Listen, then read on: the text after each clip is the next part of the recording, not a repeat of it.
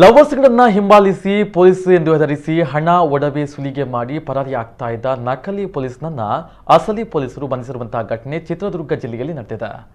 ಚಿತ್ರದುರ್ಗ ಜಿಲ್ಲೆಯಲ್ಲಿ ಅರಣ್ಯ ಪ್ರದೇಶ, ಪಾರ್ಕ್, ದೇವಸ್ಥಾನ ಸೇರಿದಂತೆ ನಿರ್ಜನ ಪ್ರದೇಶದಲ್ಲಿ ಯುವಕ ಯುವತಿಯರು ಜೊತೆಯಲ್ಲಿ ಇದ್ದಾಗ ಟಾರ್ಗೆಟ್ ಮಾಡ್ತಾ ಇದ್ದ ರಾಜಶೇಖರ್ ಅಲಿಯಾಸ್ ರಾಜ ಎಂಬ ನಕಲಿ ಪೊಲೀಸ್ ಈಗ ಅಸಲಿ ಪೊಲೀಸರ ವಶದಲ್ಲಿ ಇದ್ದಾನೆ.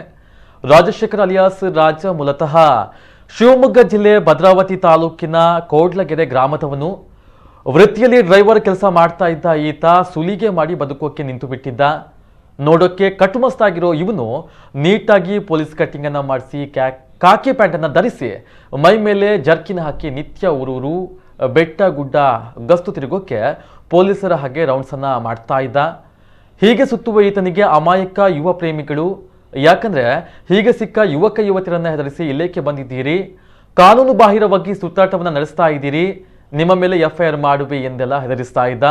ಅಲ್ಲದೆ ಅವರ ಬಳಿ ಇರ್ತಾ ಇದ್ದಂತಹ ಮೊಬೈಲ್, ಹಣ, ಚಿನ್ನಾಭರಣ ಸೇರಿದಂತೆ ಬೆಳೆ ಬಾಳುವಂತಹ ಎಲ್ಲವನ್ನ ಕಸಿದು ಠಾಣೆಗೆ ನಡೆಯಿರಿ ಎಂದೆಲ್ಲ ಹೇಳಿ ಇವನು ಪರಾರಿಯಾಗ್ತಾ ಇದ್ದ. ಹೀಗೆ ದೋಚಿದ ಹಣದಿಂದ ಮಜವಾಗಿ ಜೀವನವನ್ನು ಸಾಗಿಸ್ತಾ ಎನ್ನಲಾಗಿದೆ.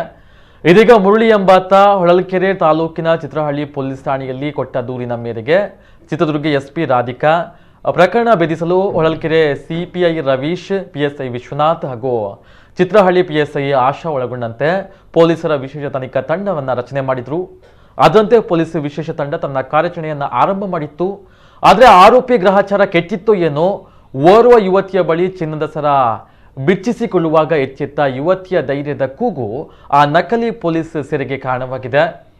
ಚಿತ್ರಹಳ್ಳಿ ಠಾಣೆ ವ್ಯಾಪ್ತಿಯಲ್ಲಿ ಒಂದು ಮೊಬೈಲ್, ಚಿಕ್ಕಜಾಜೂರು ವ್ಯಾಪ್ತಿಯ ಪ್ರಕರಣದಲ್ಲಿ ಒಂದು ಮೊಬೈಲ್, 33,000 ಹಣ, ಶ್ರೀರಾಂಪುರ ಠಾಣೆಯ ವ್ಯಾಪ್ತಿಯಲ್ಲಿ ಒಂದು ಬೈಕ್, ವಂಚನೆ ಪ್ರಕರಣ ಸೇರಿದಂತೆ ಬಂಧಿತ ಆರೋಪಿಯಿಂದ ಒಟ್ಟು 7,09,000 ವನ್ನ ವಶಕ್ಕೆ ಪಡೆದುಕೊಳ್ಳಲಾಗಿದೆ ಎಂದು ಪೊಲೀಸರು ತಿಳಿಸಿದ್ದಾರೆ. ನಮಸ್ಕಾರ, ನಾನು ನಿಮ್ಮ ಕಿರಣ್. ಇವತ್ತಿನ ವಿಡಿಯೋದಲ್ಲಿ ನಾನು ನಿಮಗೆ ತಿಳಿಸಲಿಕ್ಕೆ ಇಷ್ಟಪಡ್ತಾ ಇದ್ದೀನಿ, ಚಿತ್ರದುರ್ಗ ಜಿಲ್ಲೆಯ ಶಿವಮೊಗ್ಗ ತಾಲೂಕಿನ